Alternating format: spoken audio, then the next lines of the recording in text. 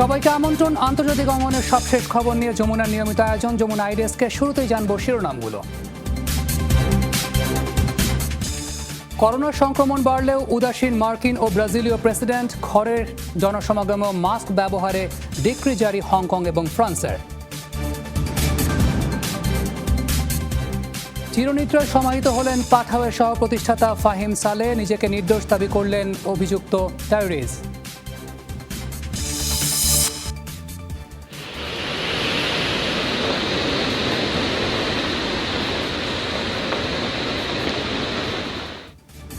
চীনে দ্বিতীয় দফায় বাড়ছে ইয়াংজি নদীর পানি। বন্যা মোকাবেলায় তৎপর প্রশাসন। আসামে ৭০ লাখ মানুষ ক্ষতিগ্রস্ত, দাবি মুখ্যমন্ত্রীর। এইসব খবরের বিস্তারিত নিয়ে আপনাদের সঙ্গে আছি আমি সৈয়দ আবিদ হোসেন সামি। করোনা ভাইরাসে আরও প্রায় ৪,৫০০ মানুষের মৃত্যু হয়েছে বিশ্বে। ২৪ ঘন্টায় নতুন শনাক্ত ২,২০,০০০-এরও বেশি। এ নিয়ে কোভিড-১৯-এ প্রাণ গেছে ৬,৯৫,০০০। মোট রোগী শনাক্ত ১,৪৬,৪৮,০০০-এর মতো। একদিনে সবচেয়ে বেশি ৭১৭ জনের মৃত্যু হয়েছে ব্রাজিলে। দেশটিতে মোট মৃতের সংখ্যা ছাড়িয়েছে ৭৯,৫০০। দিনের হিসেবে দ্বিতীয় সর্বোচ্চ ৬৭৫ জনের মৃত্যু হয়েছে ভারতে। মেক্সিকোয় মারা গেছেন ৬০০ মানুষ। যুক্তরাষ্ট্রে কিছুটা কমে ২৪ ঘন্টায় মারা গেছেন ৩৯২ জন।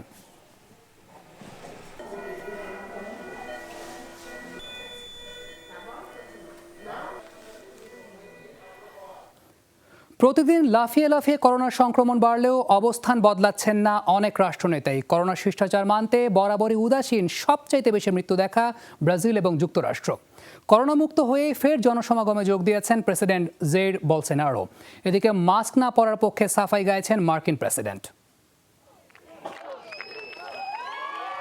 করোনা থেকে মুক্ত হয়েই ফের জনসমাগমে হাজির ব্রাজিলের প্রেসিডেন্ট জেইর বলসোনারো। রীতিমতো ঢাক ঢোল পিটিয়ে তাকে অভ্যর্থনা জানিয়েছে সমর্থকরা। যদিও এদিন কিছুটা শারীরিক দূরত্ব মানতে এবং মাস্ক পরতে দেখা গেছে প্রেসিডেন্টকে। কোভিড-১৯-এ দ্বিতীয় সর্বোচ্চ মৃত্যু দেখা ব্রাজিলে করোনা ব্যবস্থাপনা নিয়ে সমালোচনা আছে শুরু থেকেই। তবুও কট্টরপন্থী প্রেসিডেন্ট বলসোনারোর সাফাই গাইছেন ভক্তরা। তাকে সমর্থন করি কারণ তিনি আমাদের দেশ এবং পরিবারকে ভালোবাসেন, আর এটাই আমাদের নীতি যে কারো কাছে বিক্রি হয় না। প্রেসিডেন্ট দীর্ঘদিন ধরে দেশের সেবা করে যাচ্ছেন। বিরোধীরা দুর্নীতির দায় চাপালেও এখনো কোনো অভিযোগ প্রমাণিত হয়নি, তাই তার সব সিদ্ধান্তকেই স্বাগত জানাই। গেল ২ সপ্তাহ ধরে দিনে গড়ে ২ লাখের বেশি করোনা রোগী শনাক্ত হচ্ছে বিশ্বে। যুক্তরাষ্ট্র ও লাতিন আমেরিকায় হু হু করে বাড়ছে প্রকোপ। ব্রাজিল ছাড়াও পেরু, চিলি ও কলম্বিয়া সহ বেশ কয়েকটি দেশে মৃত্যুহার ঊর্ধ্বমুখী। এমন পরিস্থিতিতেও স্বাস্থ্যবিধি ও মাস্কের প্রয়োজনীয়তা নিয়ে প্রশ্ন আছে মার্কিন প্রেসিডেন্টের। জনগণের স্বাধীনতার পক্ষে আমি। সবাই মাস্ক পরলেই যে বিপদ কেটে যাবে এমনটা বিশ্বাস করি না। এছাড়া মাস্ক পরে কেউই থাকতে চায় না। তবে এই সিদ্ধান্তগুলো গভর্নরদের উপর ছেড়ে দিয়েছি। কেবল ট্রাম্প বলসোনারোর মতো বিতর্কিত চরিত্র নয়, করোনা নিয়ে একবার এক বক্তব্য দেয়ায় সমালোচনার মুখে পড়েছে বিশ্ব স্বাস্থ্য সংস্থাও। অমিত হাসান রবিন, যমুনা নিউজ। করোনা ভাইরাসের বিস্তার রোধে বাইরে তো বটেই, ঘরের মধ্যেও জনসমাগমে পড়তে হবে মাস্ক। রোববার এমন ডিক্রি জারি করেছে ফ্রান্স এবং হংকং। ফ্রান্সে সোমবার থেকে কার্যকর হবে এই সিদ্ধান্তটি। নীতিমালা ভঙ্গ করলে গুনতে হবে $১৫৪। গেল মাসে লকডাউন শিথিলের পরই গণপরিবহন, জনসমাবেশ এবং অফিস আদালতে মাস্ক পরিধান বাধ্যতামূলক করে ফ্রান্স। কোভিড-১৯ আক্রান্ত হয়ে দেশটিতে মৃত্যুবরণ করেছেন ৩০,০০০-এরও বেশি মানুষ, সংক্রমিত ২.৫ লাখ। রোববার একদিনে ১০৮ জন রোগী শনাক্তের পর একই রকম পদক্ষেপ গ্রহণ করেছে হংকং। এছাড়াও ওয়ার্ক ফ্রম হোম এবং অনলাইনে শিক্ষার্থীদের পরীক্ষা গ্রহণেরও ঘোষণা দেন প্রধান নির্বাহী ক্যারি লাম।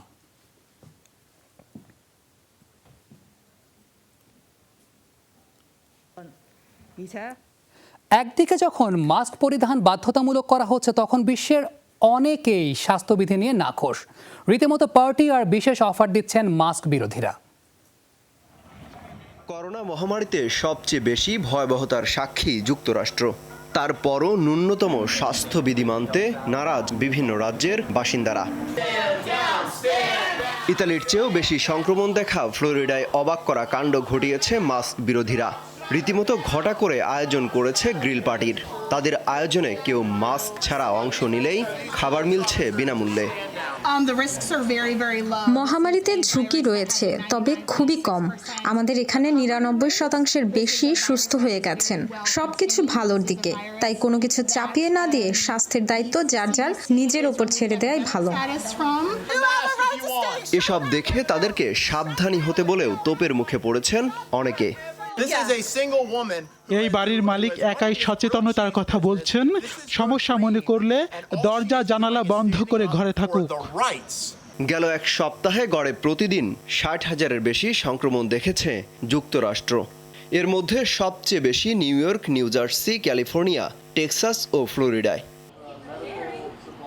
অমিত হাসান রবিন, যমুনা নিউজ। হাসপাতালে ভর্তি আছেন সৌদি আরবের বাদশা সালমান বিন আব্দুল আজিজ। সোমবার সকালে তথ্যটি নিশ্চিত করে রাষ্ট্রীয় সংবাদ সংস্থা এসপিএ। রাজধানী রিয়াদের কিং ফয়সাল স্পেশালাইজড হাসপাতালে বর্তমানে চিকিৎসাধীন ৮৪ বছরের বাদশা। প্রাথমিকভাবে জানা যায় পিত্তথলিতে প্রচণ্ড ব্যথা নিয়ে ভর্তি হয়েছেন তিনি। প্রয়োজনে হতে পারে অস্ত্রোপচার। ২০১২ সালে সৌদি আরবের বাদশা হিসেবে মসনদে বসেন তিনি। এর আগে রিয়াদের গভর্নর পদে দীর্ঘ ৫০ বছর দায়িত্ব পালন করেন। তার মৃত্যুর পর সৌদি আরবের বাদশা হবেন যুবরাজ মোহাম্মদ বিন সালমান। এরই মধ্যে দেশজুড়ে দুর্নীতি দমন এবং নানা সংস্কার নীতিমালার কারণে তিনি বেশ আলোচিত। চিরনিদ্রায় সমাহিত হয়েছেন পাঠাওয়ের সহপ্রতিষ্ঠাতা ফাহিম সালেহ। নিউ ইয়র্কের অদূরে জানাজা শেষে মিড হাডসন নূর ইসলামিক সিমেট্রিতে হয় তরুণ এই উদ্যোক্তার দাফন। উপস্থিত পরিবার এবং নিকটাত্মীয়রা মানতেই পারছেন না আকস্মিকের মৃত্যু, চান উপযুক্ত বিচার। এদিকে নিজেকে নির্দোষ দাবি করেছে হত্যাকাণ্ডের দায়ে অভিযুক্ত ব্যক্তিগত সহকারী টাইরিস হাসপিল। নিউ ইয়র্ক থেকে আজিমুদ্দিন অভির পাঠানোর তথ্য এবং ছবি নিয়ে ডেস্ক রিপোর্ট।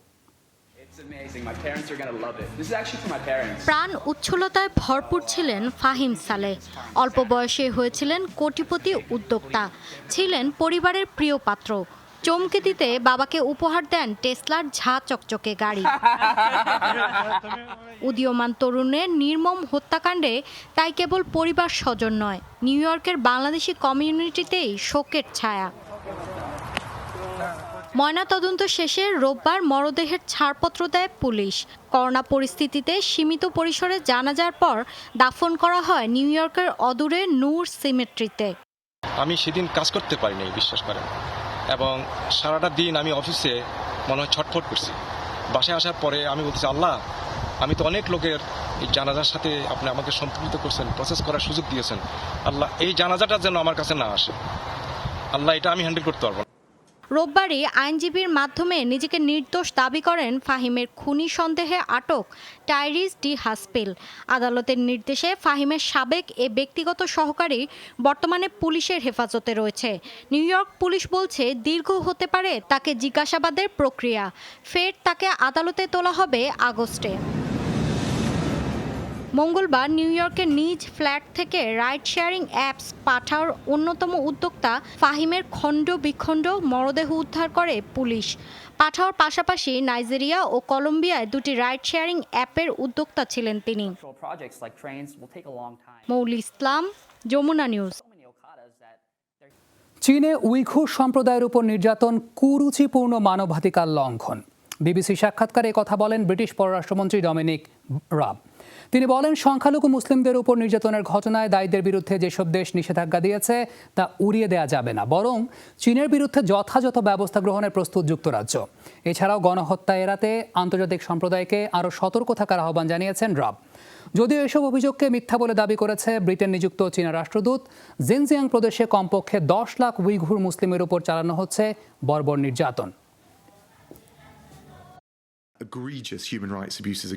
উইঘুর সম্প্রদায়ের সাথে যা হচ্ছে তা স্পষ্টভাবে মানবাধিকার লঙ্ঘন। শুধু তাই নয়, একই আচরণ করা হচ্ছে হংকংয়ের সাথে। এ বিষয়ে তাদের জবাবদিহিতা করতে হবে। প্রয়োজনে চীনা কর্মকর্তাদের উপর নিষেধাজ্ঞার মতো সিদ্ধান্ত নেবে ব্রিটেন। কিশোরী ধর্ষণ এবং হত্যার বিচারের দাবিতে উত্তাল ভারতের পশ্চিমবঙ্গ। রোববার বিকেলে রণক্ষেত্রে পরিণত হয় উত্তর দিনাজপুর এলাকা। পুলিশ জানিয়েছে, শনিবার বাড়ি থেকে নিখোঁজ হয় মেয়েটি। পরদিন রাস্তার পাশে উদ্ধার করা হয় তার মরদেহ। পরিবারের অভিযোগ, ধর্ষণের পর খুন করা হয়েছে। এরপরই খুনিকে গ্রেফতার এবং বিচারের দাবিতে রাস্তা অবরোধ করে স্থানীয়রা। সংঘর্ষের পাশাপাশি জ্বালিয়ে দেওয়া হয় পুলিশের গাড়িসহ বেশ কিছু যানবাহন। 2018 সালের তথ্য অনুসারে ভারতে প্রতি 15 মিনিটে ধর্ষিত হন একজন।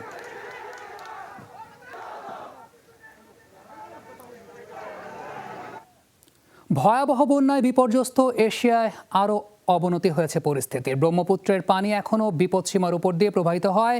চীন, ভারত, নেপাল এবং বাংলাদেশে প্লাবিত হচ্ছে নতুন নতুন এলাকা। পানিবন্দী 4 কোটিরও বেশি মানুষ। চীনের বৃহত্তম নদী ইয়াংজির উচ্চতা আরেক দফা বাড়তে পারে বলে নেওয়া হয়েছে বিশেষ সতর্কতা। ভারত এবং নেপালে গৃহহীন 40 লাখেরও বেশি মানুষ। দুদেশের প্রাণহানি 2 শতাধিক। প্রতিদিন আরও ভয়াল রূপ নিচ্ছে চীনের ইয়াংজি নদী। দেশটির পূর্ব ও উত্তর পূর্বাঞ্চলের আরও 4 শতাধিক নদীর পানি বিপদসীমার উপরে।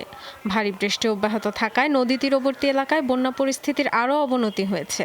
উহানে বাড়ানো হয়েছে সতর্কতার মাত্রা। সবচেয়ে ক্ষতিগ্রস্ত আনহুই, জিয়াংশি, হেনান ও ঝেজিয়াং প্রদেশে উদ্ধার তৎপরতা চালাচ্ছে জরুরি বিভাগের 1500-র বেশি টিম। ইয়াংজির পানির উচ্চতা আরেক দফা বাড়তে পারার শঙ্কা থেকে নেওয়া হয়েছে জরুরি সতর্কতা। বাঁধ রক্ষায় কাজ করছে হাজারো সেনা সদস্য। আবাসিক এলাকা থেকে পানি সরাতে 2টি পাম্প ব্যবহার করেছি। 24 ঘন্টায় 3 শিফটে কাজ চলছে। সব কর্মীদের ছুটি বাতিল হয়েছে। আপাতত বাঁধ রক্ষার চেষ্টা চলছে। কয়েক হাজার সেনা সদস্য কাজ করছে। বন্যা পরিস্থিতির অবনতি হয়েছে ভারতেও। বিপর্যস্ত আসামে পুরোপুরি গৃহহীন প্রায় 21 লাখ মানুষ। প্রাণহানি দাঁড়িয়েছে 85। মোট ক্ষতিগ্রস্ত 70 লাখের বেশি মানুষ। রাজ্যটির 33 জেলার 28টি ক্ষতিগ্রস্ত। বিহারেও অবনতি হয়েছে পরিস্থিতির। আশ্রয়কেন্দ্রগুলোয় ঠাঁই নেয়াদের মধ্যে করোনা ভাইরাস বিস্তারের আশঙ্কাও রয়েছে। একদিকে কোভিড-19 আর অন্যদিকে বন্যার চ্যালেঞ্জ। রাজ্যের মানুষ পরিস্থিতির সাথে লড়ছে। আক্রান্ত এলাকা থেকে বাসিন্দাদের উদ্ধারে কাজ করছে কর্মীরা। জরুরি ত্রাণ তৎপরতা চলছে। ভয়াবহ বিপদের মুখে ভারতের কাজিরাঙ্গা ন্যাশনাল পার্কের বন্যপ্রাণীগুলো। পার্কের 90% পানির নিচে। এরই মধ্যে মৃত্যু হয়েছে শতাধিক প্রাণীর, যার মধ্যে অন্তত 9টি বিরল প্রজাতির গন্ডার রয়েছে। করণীয় আলোচনায় রোববার ক্ষতিগ্রস্ত রাজ্যগুলোর মুখ্যমন্ত্রীদের সাথে টেলিকনফারেন্সে অংশ নেন প্রধানমন্ত্রী নরেন্দ্র মোদী। নেপালে চরম বিপর্যস্ত 26টি জেলা। দেশটিতে ভূমিধসে প্রাণহানি বেড়ে দাঁড়িয়েছে 117 জনে। এখনও নিখোঁজ 48 জন। ডরথি তাস্ট্রিন, যমুনা নিউজ। যুক্তরাষ্ট্রে আসন্ন প্রেসিডেন্ট নির্বাচনে হার মানতে নারাজ প্রেসিডেন্ট ডোনাল্ড ট্রাম্প। ফক্স নিউজকে দেওয়া সাক্ষাৎকারে দমভক্তি, এবারও তিনিই জয়ী হবেন। নির্বাচন পূর্ব জরিপে জো বাইডেন এগিয়ে আছেন এমন তথ্য নিয়ে উপহাসও করেছেন তিনি। দাবি প্রেসিডেন্ট পদে যোগ্য প্রতিদ্বন্দ্বী নন বাইডেন। জরিপের ফলকে ভুয়া আখ্যা দেন ট্রাম্প। তিনি বলেন 2016 সালের নির্বাচনেও ভুল প্রমাণিত হয়েছিল এইসব জরিপ।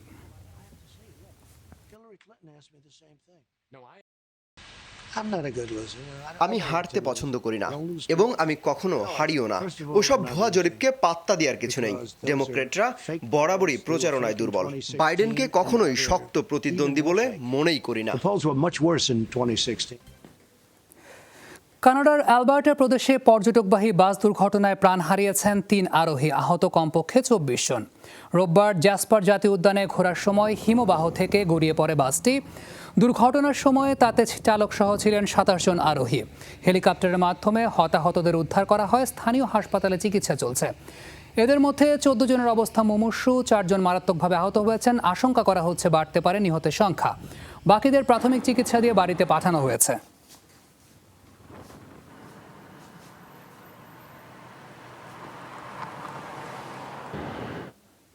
প্রথম আরব ও মুসলিম দেশ হিসেবে মঙ্গল গ্রহে নভোযান পাঠিয়েছে মধ্যপ্রাচ্যের সমৃদ্ধশালী দেশ সংযুক্ত আরব আমিরাত। দেশটির বিজ্ঞান ও প্রযুক্তি মন্ত্রী এবং মঙ্গলাভিযানের প্রধান সারাহ আল আমিরি জানিয়েছেন, দুবাই সময় দুপুর 1:58 জাপানের টানেকশিমা মহাকাশ কেন্দ্র থেকে নভোযানটি সফলভাবে উৎক্ষিপ্ত হয়। নভোযানটির নাম রাখা হয়েছে আমাল বা প্রত্যাশা। দীর্ঘ 7 মাস মহাকাশ পাড়ি দিয়ে 2021 সালের ফেব্রুয়ারিতে যানটি লাল গ্রহে পৌঁছানোর কথা। সে সময় প্রতিষ্ঠার 50 বছর উদযাপন করবে সংযুক্ত আরব আমিরাত। 15 জুলাই উৎক্ষেপণের কথা থাকলেও বাজে আবহাওয়ার কারণে 2 দফা পেছানো হয় রকেট যাত্রা। চলতি মাসে চীন ও যুক্তরাষ্ট্রের পর তৃতীয় দেশ হিসেবে মঙ্গল গ্রহে নভোযান পাঠিয়েছে সংযুক্ত আরব আমিরাত। দর্শক, এই ছিল যমুনা আই ডেস্কের এখনকার আয়োজনে। এতক্ষণ সঙ্গে থাকার জন্য সবাইকে ধন্যবাদ।